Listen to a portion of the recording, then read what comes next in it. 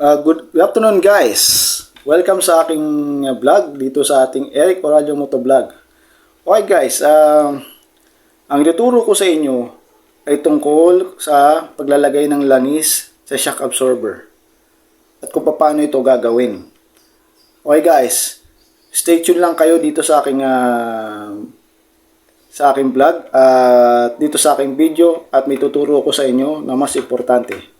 Okay guys, ang shock absorber kasi natin ay tumutulong para pag dumaan ka sa isang lubak, siya ang tumatanggap ng mga lubak, siya ang tinatawag na shock absorber talaga. Kumbaga, siya yung tumatanggap ng mga lubak, mga malalalim na lubak, yung para hindi maging matagtag para sa iyo habang kayo nagmamaneho ng motor o ng kotse o ito pa man ito. Basta kailangan lang talaga yung shock absorber mo ay tama ang paglaro at tama ang tigas at ang lambot ito. Okay guys, bago ang lahat, dumako muna tayo sa Bible Scripture sa Galatia 5:16 and 18. Sa Galatia 5:16 verse Galatia chapter 5 verse 16 hanggang 18. Okay guys, sinasabi ko sa inyo, mamuhay kayo ayon sa Espiritu at hindi ninyo pagbibigyan ng mga pagnanasa ng laman. Sapagkat ang mga pagnanasa ng laman ay laban sa kagustuhan ng Espiritu. At ang kagustuhan ng Espiritu ay laban sa mga pagnanasa ng laman. Magkalaban ang dalawang ito, kaya napipigilan kayo sa paggawa ninyo ng nais ninyong gawin. Kung pinapatubayan kayo ng Espiritu, wala na kayo sa ilalim ng kautusan. Okay guys, ito ay nagmumula sa Galatia chapter 5 verse 16 hanggang 18. So guys, dumako muna tayo sa intro.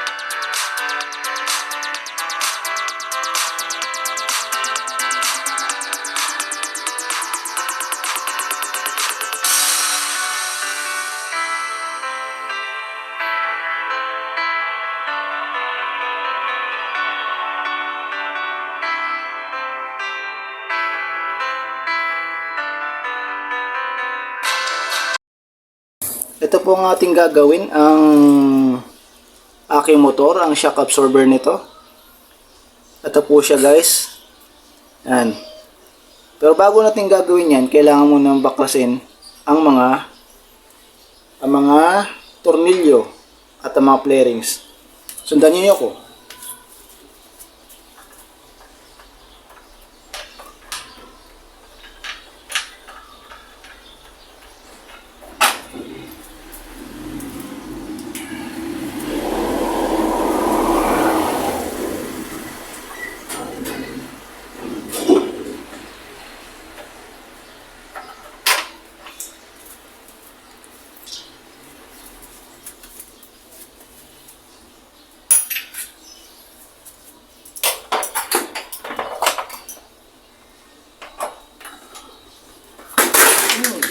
Dalaglag.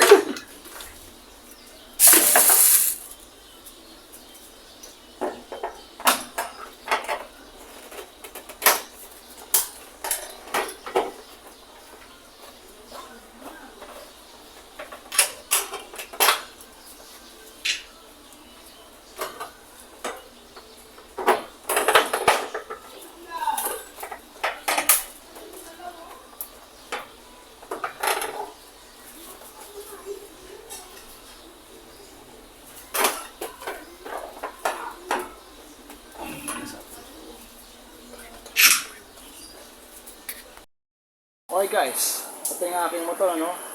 Gagawin na natin yung sinasabi ko sa inyo na shock absorber. Lalagyan natin ng langis. Kung meron pa tayong makitang mga sira, ipapaalam ko sa inyo, guys. Guys, pasensya na po kayo kung paano yung ulan dito sa amin. Umulan po ngayon sa amin eh. Ako, ano yung panahon natin bumabagsak yung ulan eh. Okay guys, simulan na natin to, no? Ano-ano ba mga kailangan dito? Kailangan natin ng kiringgilya. Akala nyo ito ginagamit lamang sa tao pag-injection sa mga COVID, no? Injection sa mga COVID, pero hindi, no? Ginagamit nito para maglagay ng langis dito sa shock absorber, no? Dito sa shock absorber. Doon din to ginagamit. Kala nyo sa tao lang Kaya lang sa motor walang karayom. Pero sa tao nung itinuturok may karayom, pero dito walang karayom, no? Para tayo nag-injection ng no? No, pero may injection dito pala sa motor. Akala nyo sa injection sa tao lang, Itong injection para sa COVID. Pero hindi. Hindi Ito binili lang to. Hindi ito yung talagang injection para sa COVID. Kundi binili lang to para dito sa shock absorber sa motor, no? Akala niyo tao lang hindi ang tinuturukan Hindi. Pati motor tinuturukan din. Joke lang guys, joke lang. Okay, sige. Simulan na natin to. Ito gagamitin, no? 10 ml na kailangan na langis.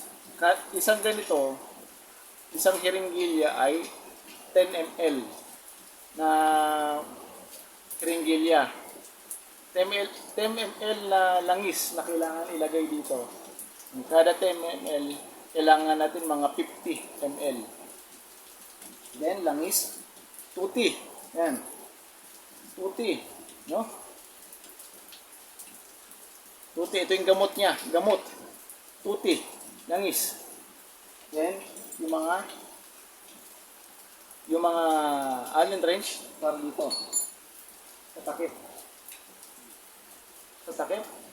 And then, Allen wrench na maliit para dito sa ilalim kasi magde-drain tayo ng langis. No?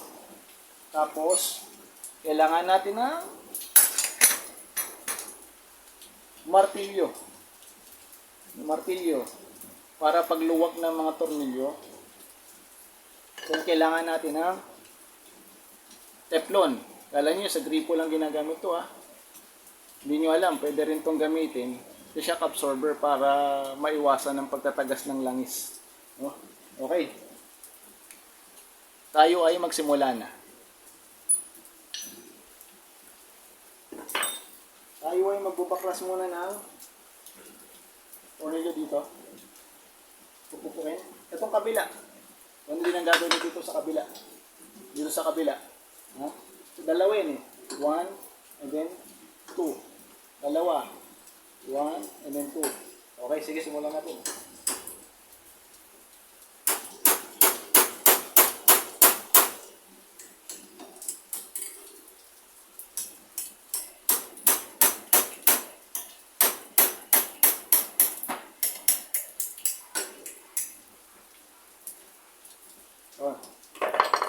Nabakas ko na. Guys.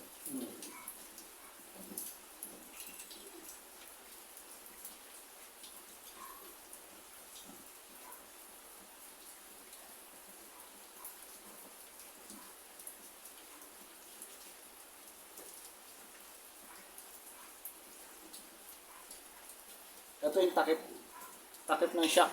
Kasi niya ito, yan, nandiyan yung salpakan ng Allen wrench. Ito ginamit ko sa kanya. Yan yung ilalim naman.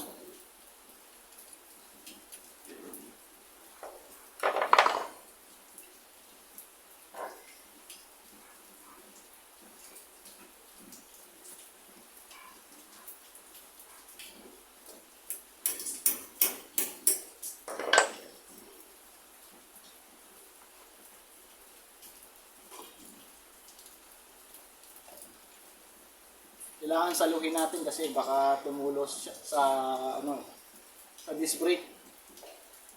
Baka tumulo sa disc brake, tamaan yung disc brake. Ang nangyari diyan, dumulas yung preno natin.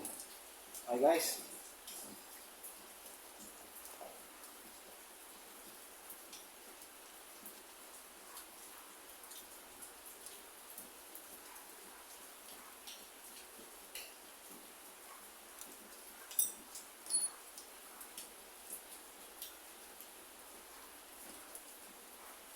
Tumutulo na guys, oh.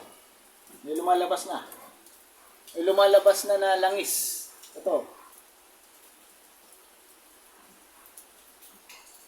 Hintayin lang natin lumabas.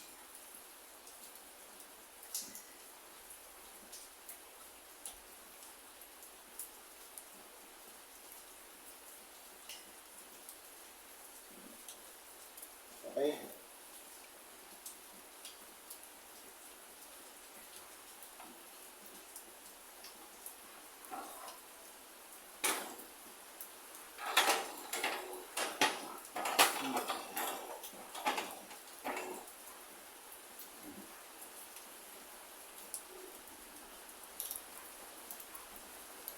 Then ang susunod naman natin ay ito. Itong kabila. Tingnan nyo yung drain bolt nung sa kabila. Malit lang. Tapos ang ginamit ko na tools para dito ay ito. Ito. Allen wrench na maliit. Nagkasya rito. No? Dito. Yan, dito. At kailangan natin ng basahan.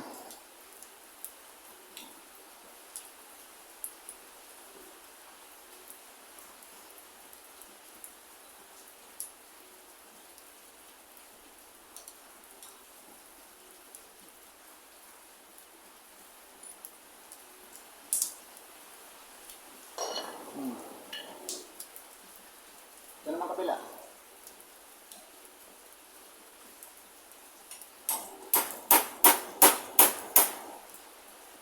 Nabuksan ko na guys. Nabuksan ko na.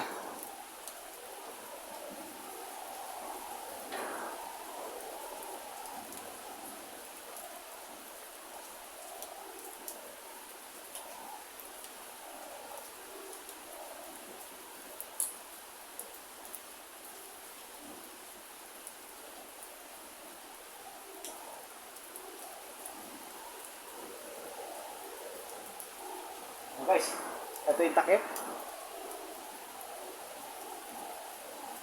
Ganyan dito naman sa ilalim. Dito.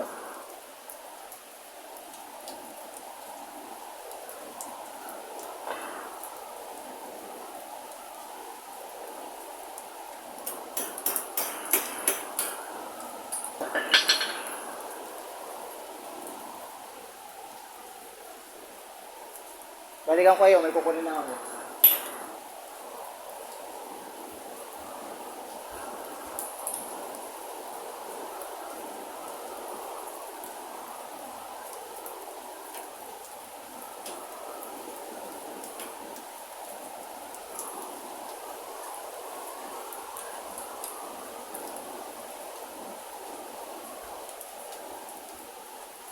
Oh guys, kumuha pa ako isang lalagyan para dito sa kabila.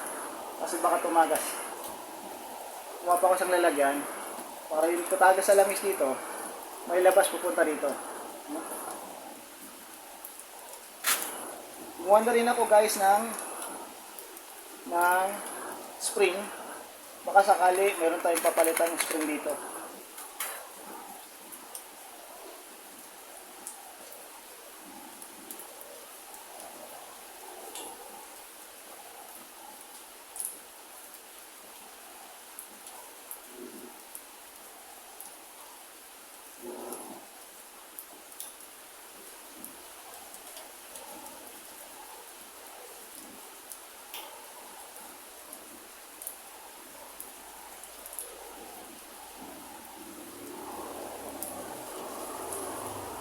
Okay guys, natanggal ko na.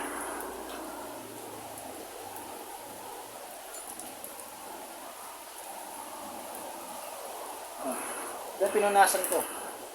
No? Nakita nyo guys, may lumalabas na siya na tubig. Langis. Napansin nyo, langis. Tumutulo na.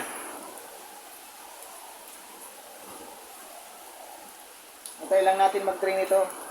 Antay lang natin mag-drain ito kasi marami tayong binawas na langis. Kaya tumutulo na siya ngayon.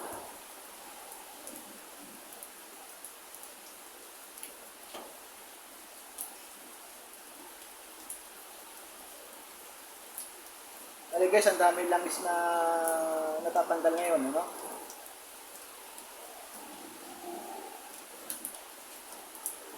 Ito susunod din mamaya.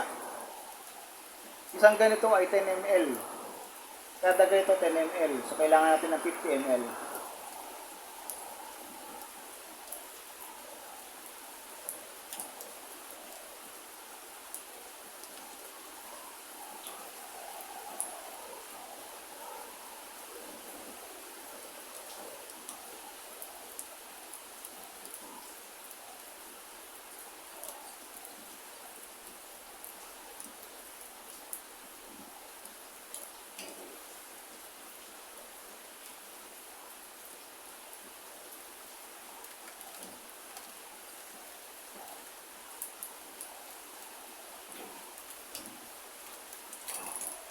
So guys, titignan ko kung pwede ito sa kabila. Kasi parang yung spring ko sa kabila, hindi na maayos eh.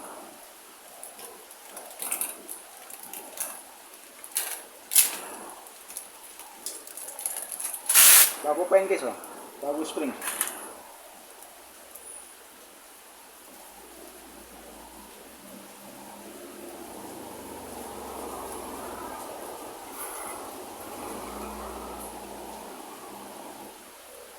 Pagkumparahin lang natin guys. Ito yung luma, ito naman yung bago. Okay? Salpa ko na to.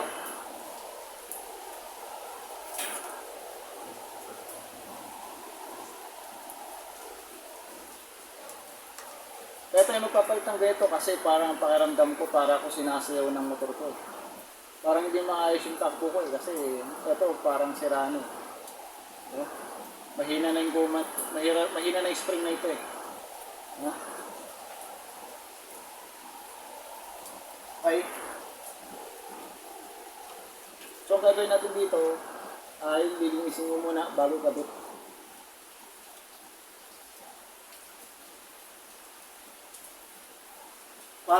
Para ka lang naman na change oil. Para ka na change oil.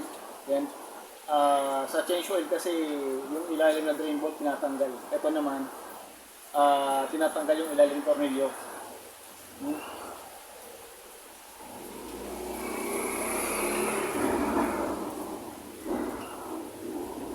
Oh guys, kumukulog na naman. Baliwan na naman yung linis natin mamaya.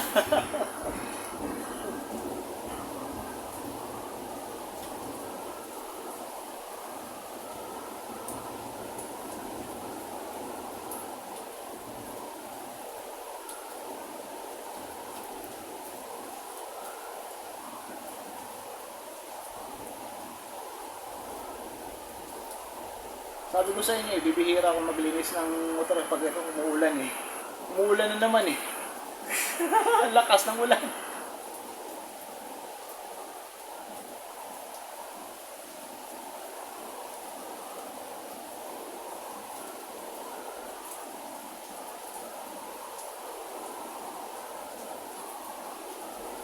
Sasayang sa oras.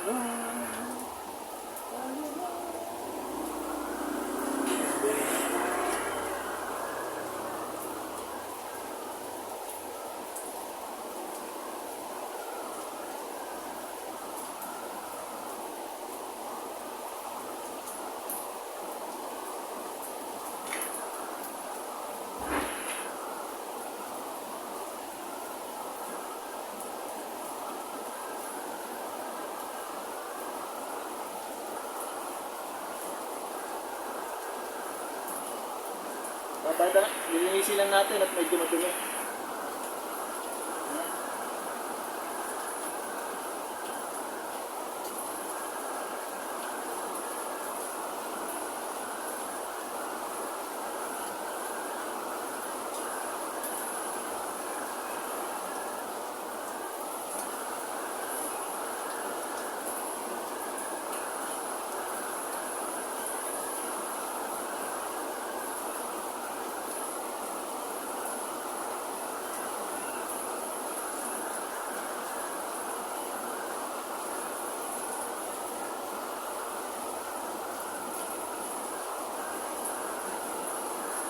Guys, lalagyan na natin ng teflon yung mga tornilyo.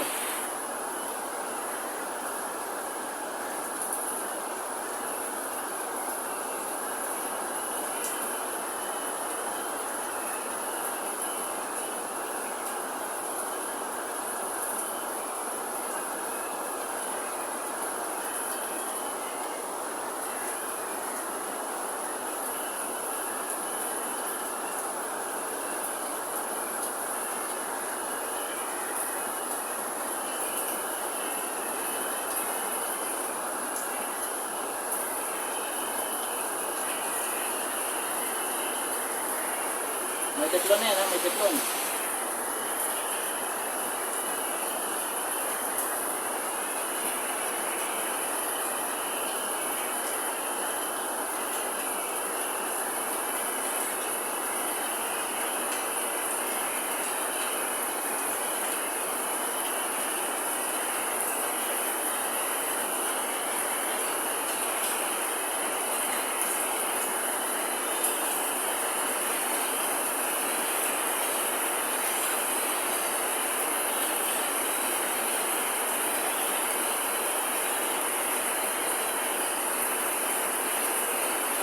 Tanggalan natin itong mga langis ito.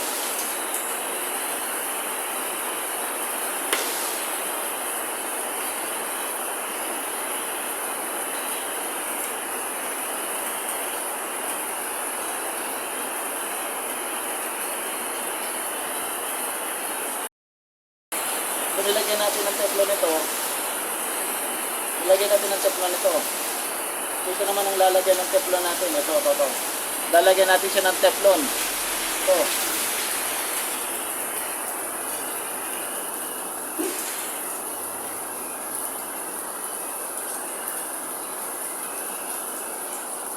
Teflon nila, lalagyan natin teflon. Ano?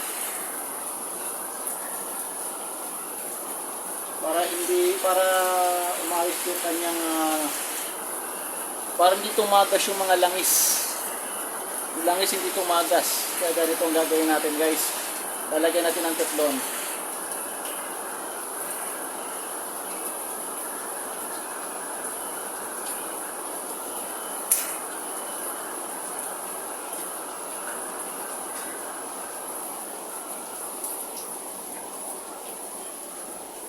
Ito naman ang sunod, lalagyan natin.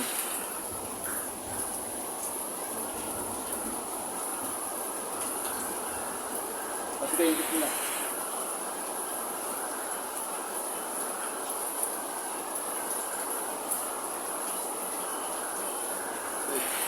Ayan, ikakapitan natin. Kakapitan natin itong mga tornilyo na to. Kasalpak na natin dito. Ito.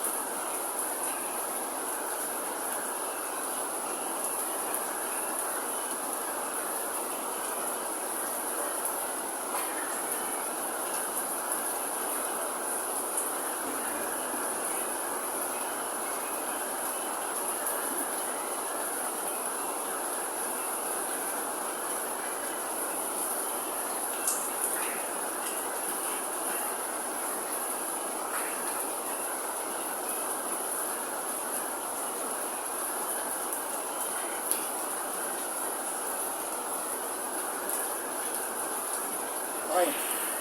Sisigipan lang natin kasi masyadong ano eh. Para hindi tumagas yung langis.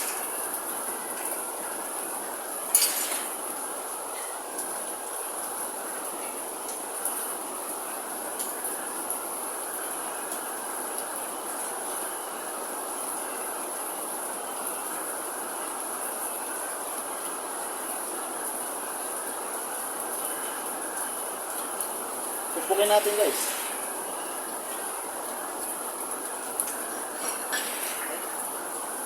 Kailangan natin ng martilyo para silyado.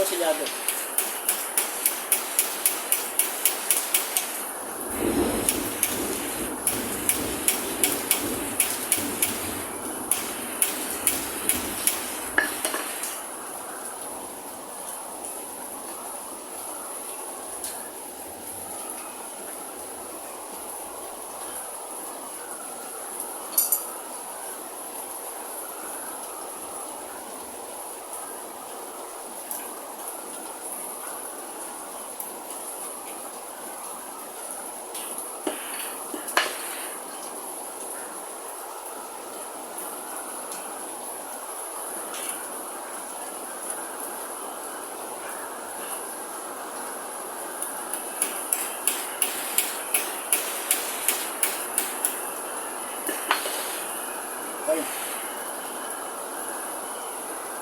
Susunod yung kabila naman. Ito.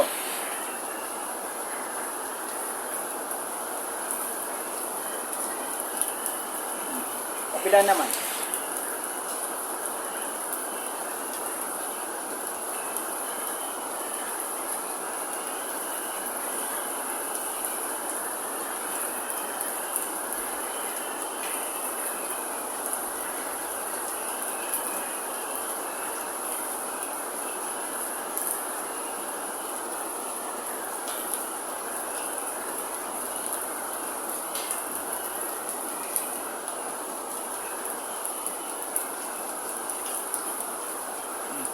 May pupupukin ko guys. Pupupukin ko.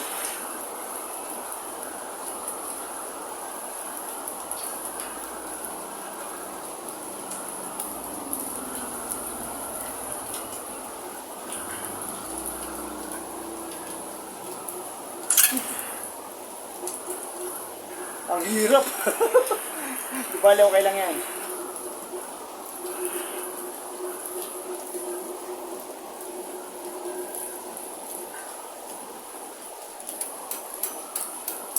Pupukin natin para saradong-sarado, siyadong-siyado para hindi tumagas yung langis.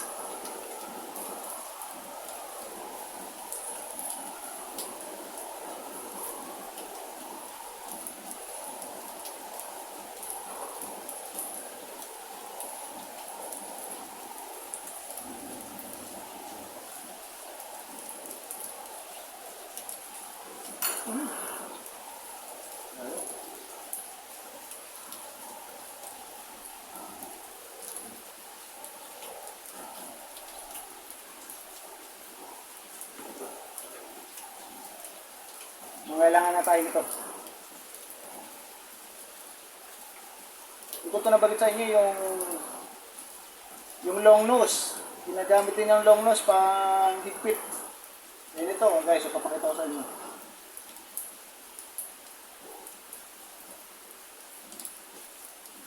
Yan. Mahigpit na to. Yung ilalim kasi ito ang drain bolt natin pati na rin sa kabila. Sa kabila ganun din guys. Ito rin. Tignan ko nung silyado na to. Kasi mahirap maanuan tayo.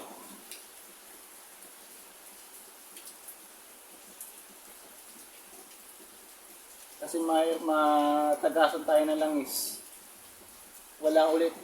Yung laro ng shock mo ay tatagas lang yung langis, kawawa.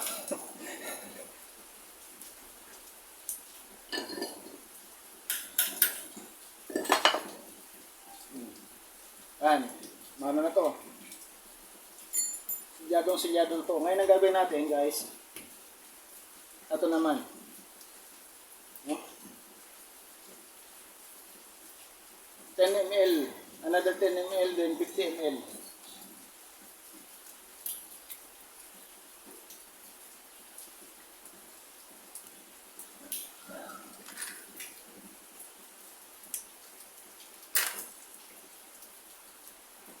Buksan ko na.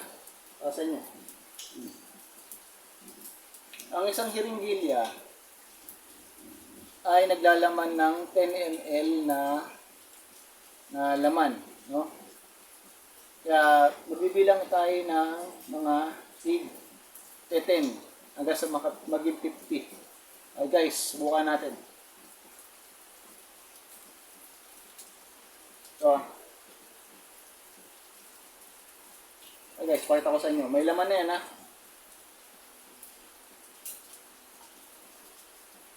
Maglalagay tayo dito ngayon ng tig 10 ml. 1,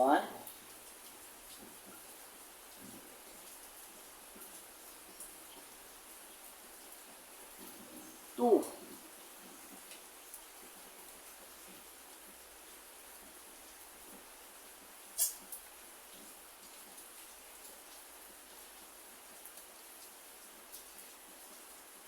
3,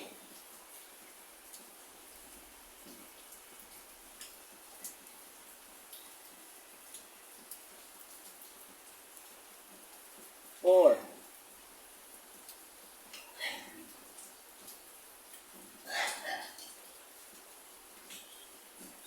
then 5. So, bali 50 ml. Yung kabila naman, guys.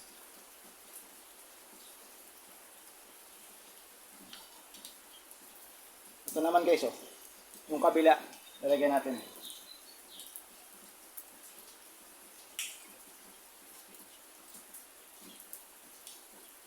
One,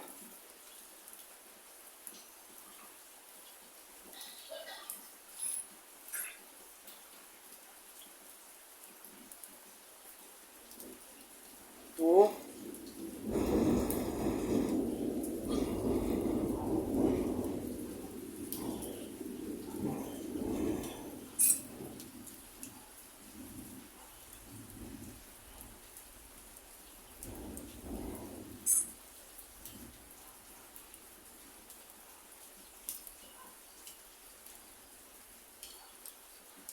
three,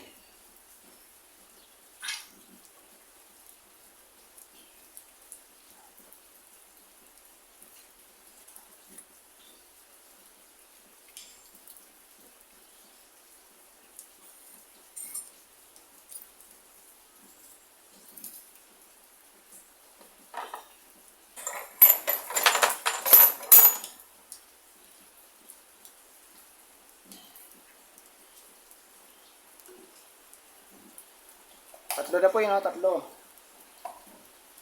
Tatlo na po yung ginilagay natin in 4.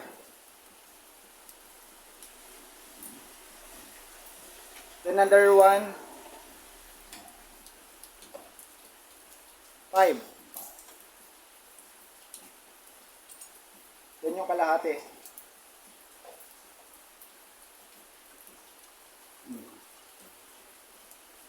Okay guys, babalik ko na to dito.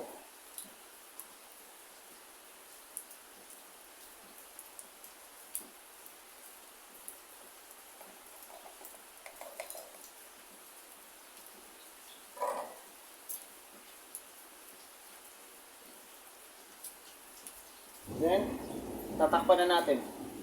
Tatakpan na natin.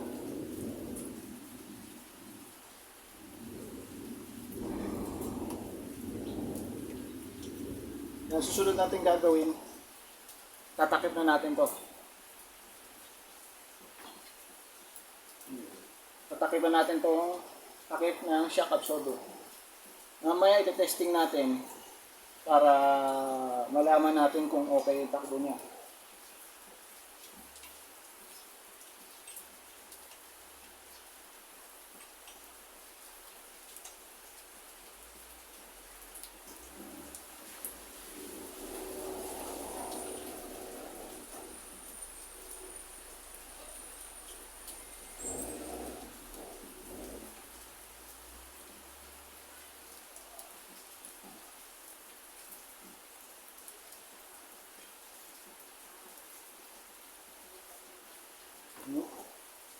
Martilyuhin natin para magsilyado.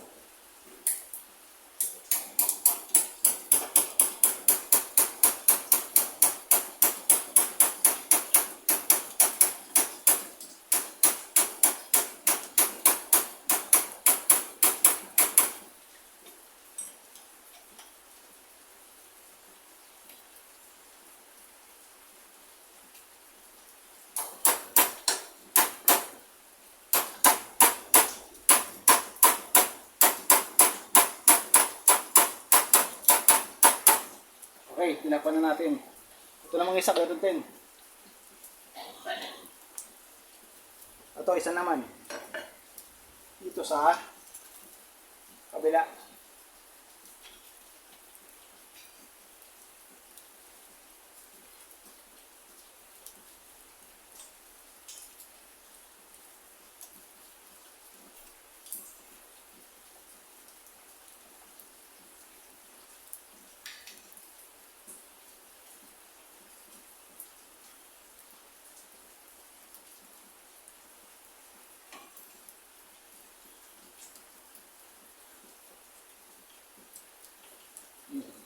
Ngayon, pupukin na natin.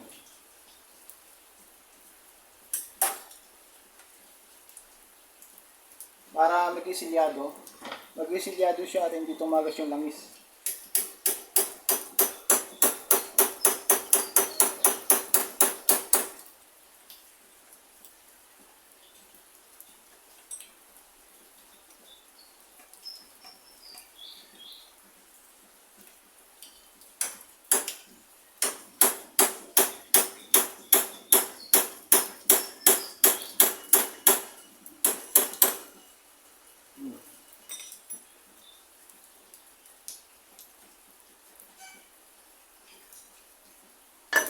Hi guys, susubukin natin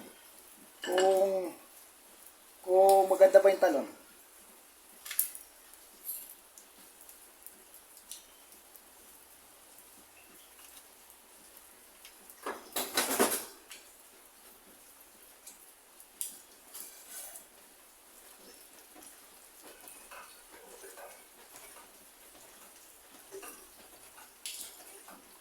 Medyo okay naman nakita paano guys.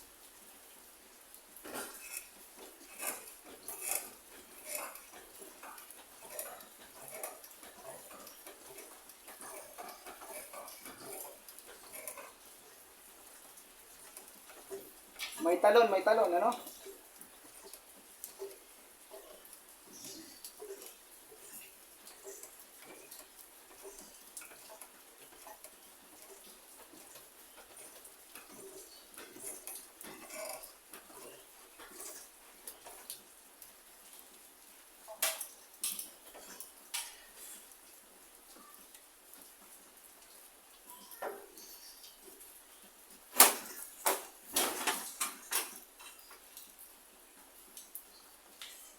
Okay, sana may natutunan kayo sa paglagay ng langis sa shock absorber. Yan. Mga 50 ml ay pwede na ilagay sa shock absorber para gumanda, umayos yung laro ng yung shock absorber ng yung motor. Kasi kung walang ganito at hindi mo nalagyan, palagay ko guys, matagtag. Akala mo parang kulang na lang, tumalon ka na. Sobrang tagtag ng iyong motor. Okay guys, sana may natutunan kayo. Kung bago pa lang kayo sa channel na ito, just click follow on Facebook account and click subscribe sa aking YouTube account. Kung okay lang po sa inyo guys, at malaki tulong na rin po yun para sa akin bilang isang vlogger. At least natulungan ko rin po kayo guys. Kasi guys, malaking bahagi sa ating motor kailangan nating gawin bilang isang may-ari ng isang motorsiklo. Kung hindi mo to magagawa, paggawa mo sa mekaniko, kaya lang magbabayad ka pa. Ito mas makakatipid ka kung ikaw na mismo ang gagawa ng para sa motor mo mismo.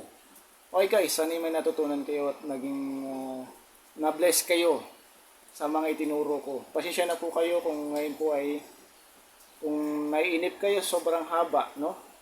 Pero guys, hayaan nyo na bigyan ko kayo, matulungan ko kayo sa bagay na ito. Salamat guys sa magkapong ito. Guys, mag-ingat kayo, ride safe at ingat. Ano yung may natutunan kayo sa ating lesson for the day, no? At naway magawa nyo to sa inyong motor. At yung pala guys, 50 ml ang kailangan natin pag naglagay tayo ng langis sa shock absorber. Depende yan, kahit scooter pwede rin gawin yan. Maglagay ng langis sa shock absorber sa pangharap, sa front ng motor, ng sa scooter, pwede rin pong gawin ito. Ito ang aking tinuturo sa inyo. Okay guys, kulang lang pala sa langis. Kaya nga sabi ko sa inyo, ito ang dahilan kulang lang sa langis, kaya parang matagtag ako Kaya siya ba ang dahilan?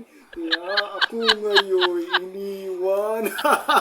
Okay na ba guys? Ayos na ba yung boss ko, ha? Sige guys, hayaan nyo, i-testing natin yung motor at malalaman nyo sa akin, maaari bukas o sa mga susunod na araw, malalaman nyo sa akin kung okay na ba yung takbo ng motor ko. Malalaman nyo po yun sa akin, guys. Sa live po nasasabihin sa inyo. Kung hindi sa live, counting video na lang. Ganun. O kaya sa reels na, yun yung malalaman na okay na yung motor ko. Nilagay ko kasi na langis, drain na ako ng langis at saka naglagay ako. 50 ml lang nailagay ko na langis. Okay guys, muli-muli ay nagpapasalamat ako sa inyo. Okay, kung bago pa lang kayo sa channel na ito, just click follow on Facebook account. Click subscribe on YouTube account. Okay guys, muli magkita-kita muli sa mga video na akin po papadala sa inyo araw-araw. At makakaasa kayo na meron tayong ibibigay sa inyo parati na mga tungkol sa pag-aayos ng motor. O kahit hindi na sa motor, kahit sa mga iba't ibang bagay na kaya natin gawin, ay may ipopost natin dito sa Facebook at saka sa YouTube.